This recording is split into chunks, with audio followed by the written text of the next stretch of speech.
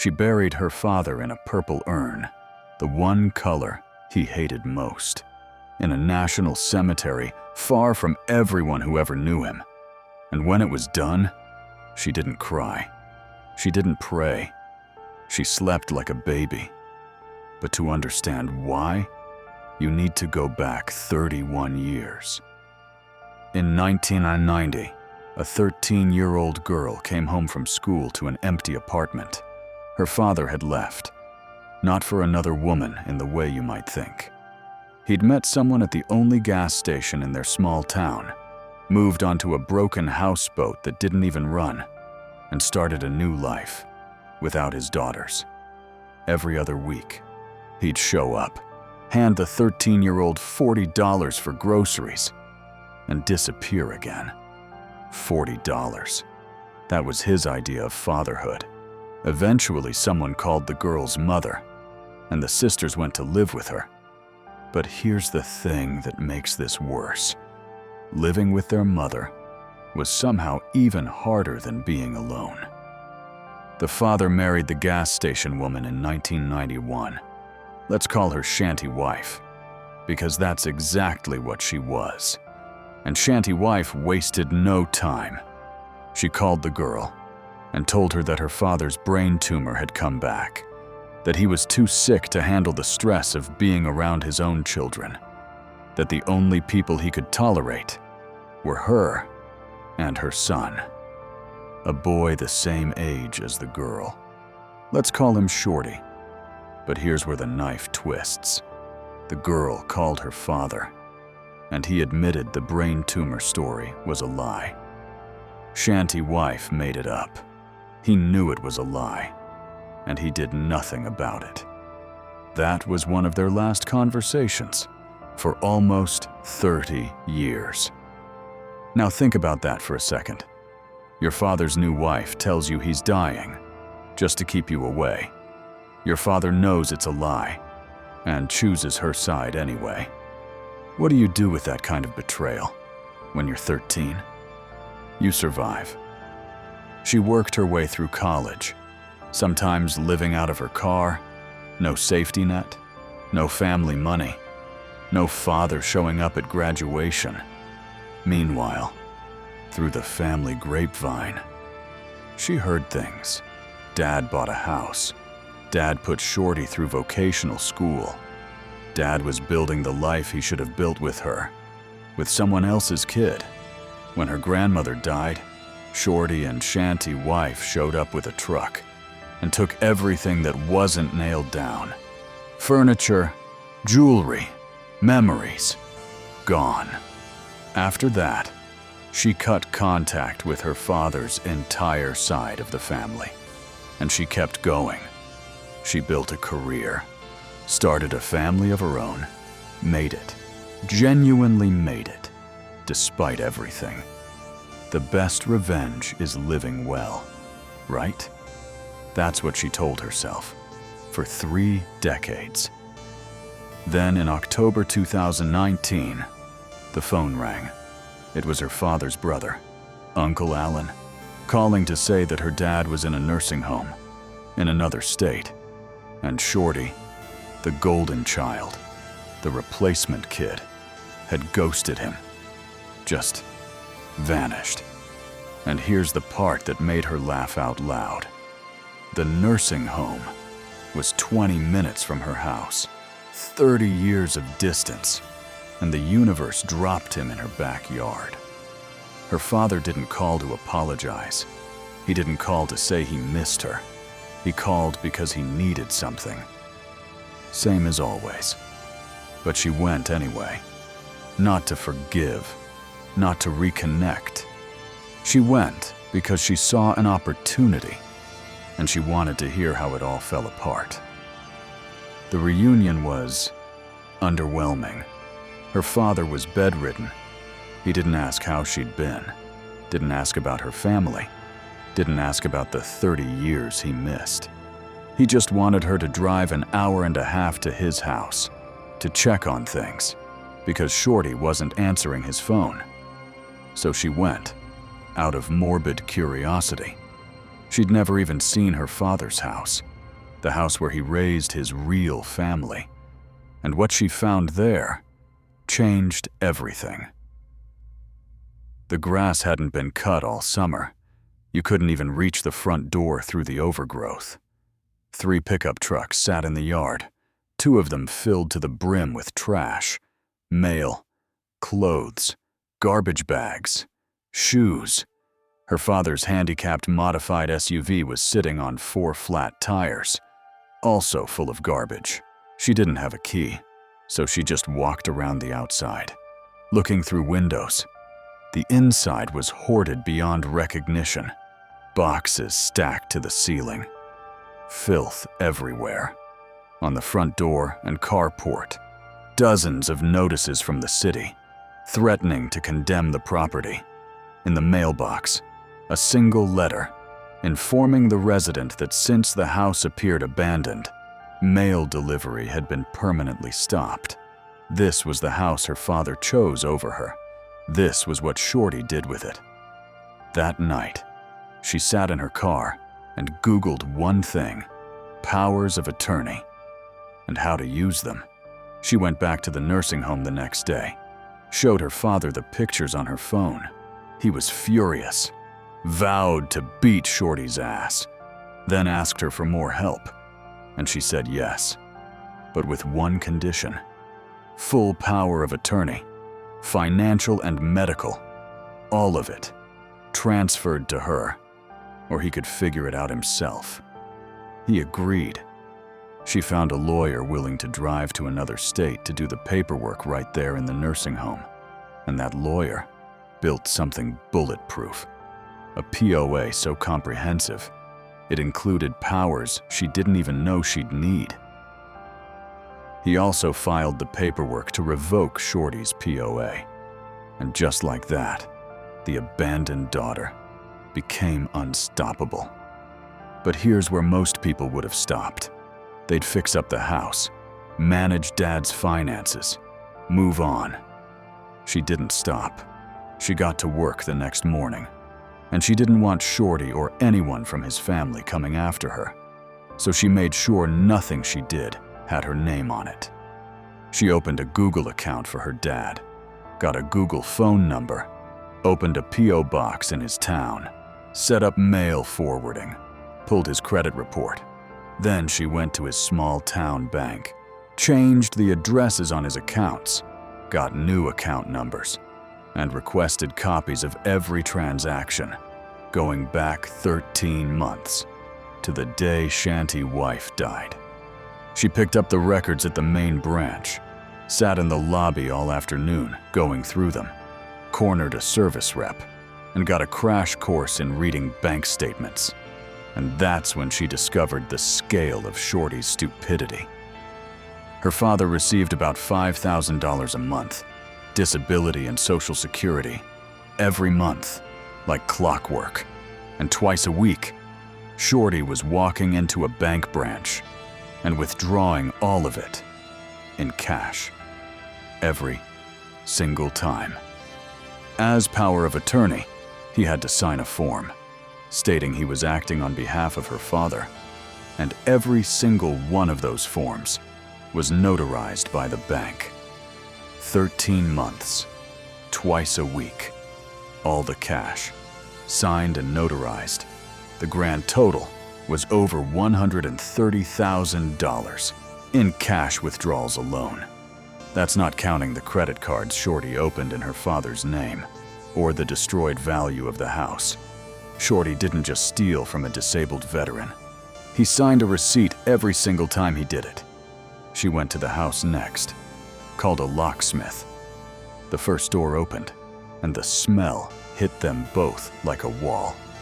A physical wave of rot and decay. They both gagged. The locksmith looked like he wanted to leave. 2 more locks later, she tipped him $60 because she was embarrassed by what he had to see and smell. With shiny new keys in hand, she called the police, told them she was POA for her dad, was checking on his house, and there were 3 vehicles on the property that didn't belong to him. The cop asked if she knew who they belonged to. She said no. They towed all 3 trucks, but as the tow truck driver was getting her signature, he asked, "Do you know Shorty?" Running on pure hatred, she surprised herself. "Do you?" The driver said, "Yeah, he's an asshole." She looked him dead in the eyes and said, "He might be. Hey, do me a favor. If you see him, tell him I'm coming for him." When everyone left, she opened the carport door to look inside. The sun was going down. The house was dark, and she heard something, faint at first, then unmistakable. Roaches and rats, doing their roach and rat things. She could smell it all in her hair. She sat on the carport steps, watched the sun set, and felt something crack inside her. 3 decades of distance, dissolved in 72 hours. And here she was, covered in filth, listening to rats, cleaning up everyone else's mess, taking time away from her own family. For what? She had a choice. Bow out now, walk away, let the system handle it, or double down. And the thing about this woman, she's tenacious. To a goddamn fault. She had to be. To survive what she survived. The thought of Shorty's life being destroyed overnight. His income vanishing. Her father hearing from her that he's broke and alone. It made her giddy. She didn't just double down. She triple-dog downed. That night, she Googled restraining orders.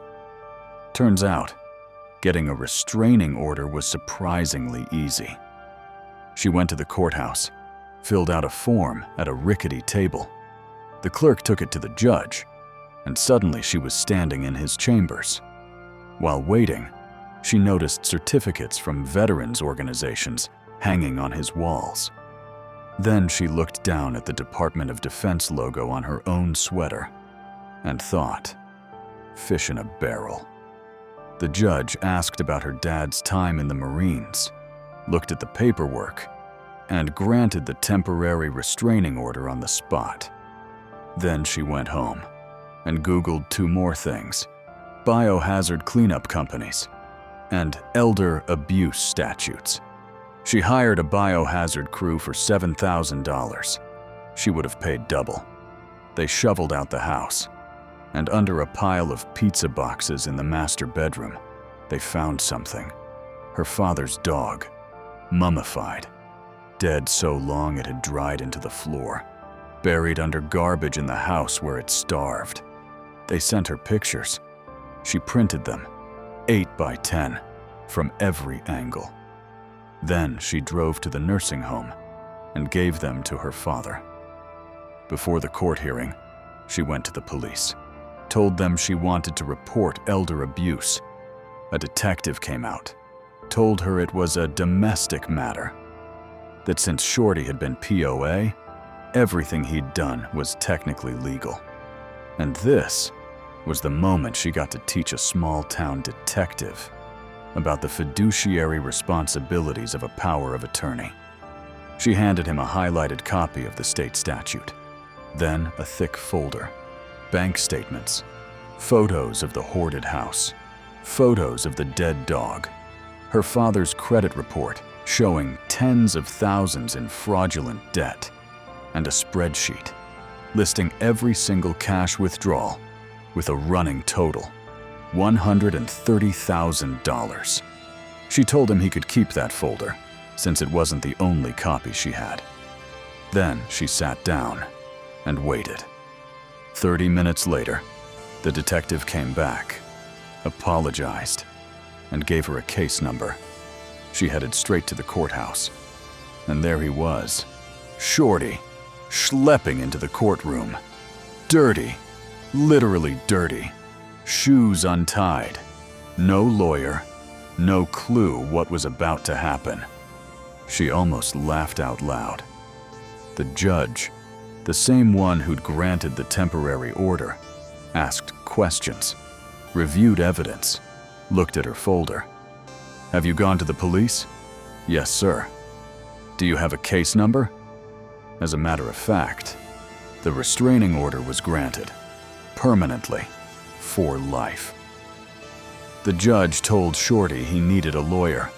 While she was at the courthouse, she pulled her father's military discharge papers, removed Shanty Wife's name from the deed to the house, got copies of her father's birth certificate and Shanty Wife's death certificate. The clerk helping her recognized her father's name, said she'd lost her virginity to Uncle Alan in the 60s, and went to her grandparents' funeral. Small towns. She got every document she wanted. Now here's where it gets surgical.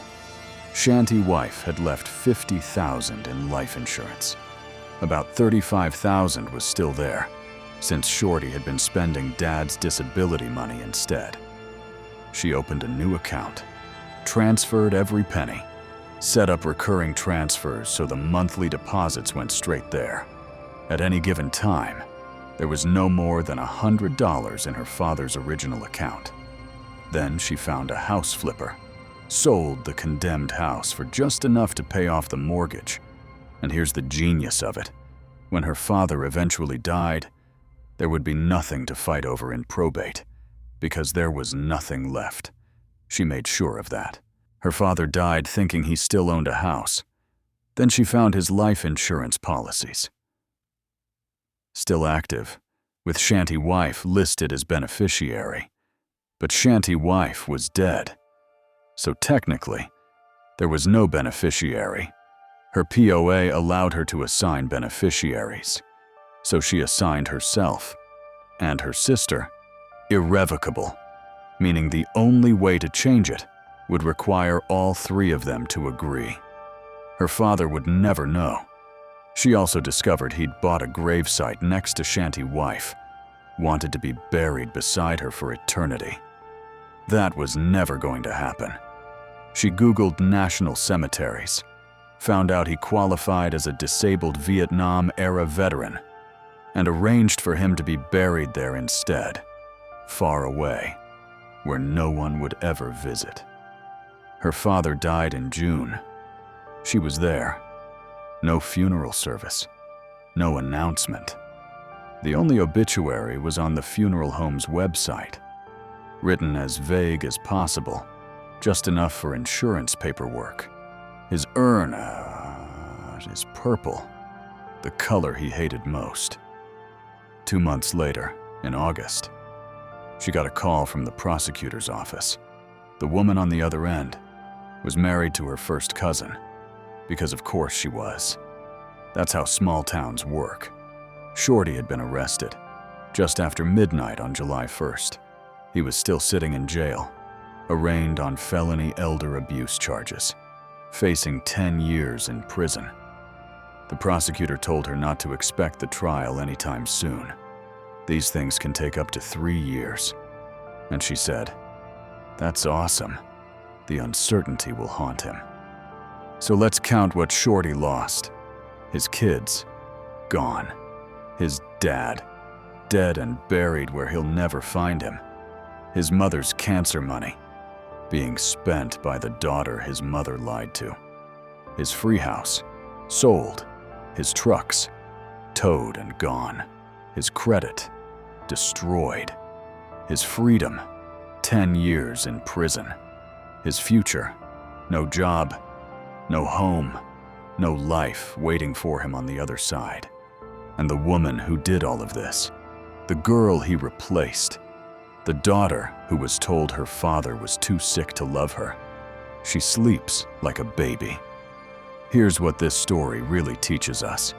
People say the best revenge is living well. And for 30 years, she believed that.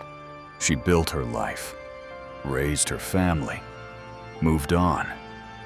But some debts don't settle themselves. Some people count on your silence. They count on you being too tired, too busy, too far away to fight back. Shorty counted on that. Her father counted on that. They were wrong. Sometimes the best revenge isn't living well. It's making sure the people who wronged you can't live well either. And sometimes, the abandoned daughter is the most dangerous person in the room because she's spent her whole life learning how to survive without anyone's help. If you've been through something like this, and you're sitting on those carport steps, listening to the rats, trying to decide whether to walk away or fight back, remember her words. Triple dog down. There's a story we covered recently about a woman whose ex-mother-in-law weaponized an entire church against her daughters. The tactics were different, but the instinct was the same. A mother who refused to let someone destroy what she built. That one's on screen right now. And trust me, the ending hits just as hard.